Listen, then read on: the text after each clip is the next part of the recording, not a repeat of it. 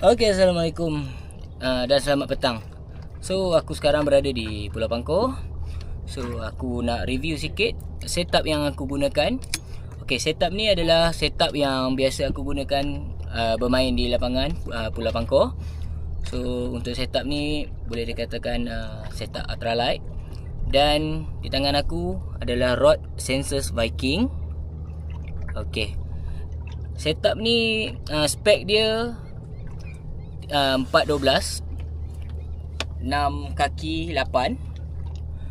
So untuk rod ni aku boleh katakan dia multi purpose lah.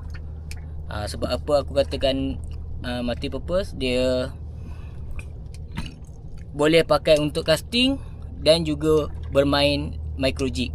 So sekarang aku kerap pakai main micro jig lah. So dengan aku pairkan tali yang aku gunakan Sensus Mojiko dan jig Candy Sauri. So untuk rasa nikmat dan feel bermain micro jig ni, korang boleh cuba rod Sensus Viking. Mantap.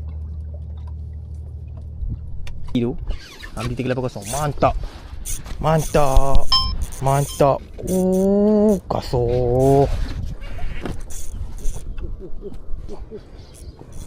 Mantap.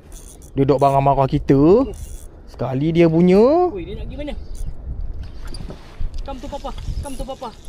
Sayang. Mari sayang. Angkat dululah. Come to papa sayang. Mari. Padu mantap. Come to papa sayang. Mari.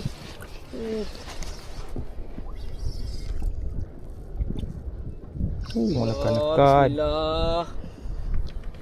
Apa? Bismillah. Geruk-geruk. Cuti. Patutlah pun. Pergi lain macam. Patutlah pergi sudah.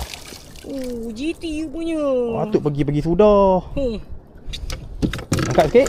Op. Candy Sauri Rainbow. Patut pergi sudah ya. Patutlah pergi berdesu. Rempit.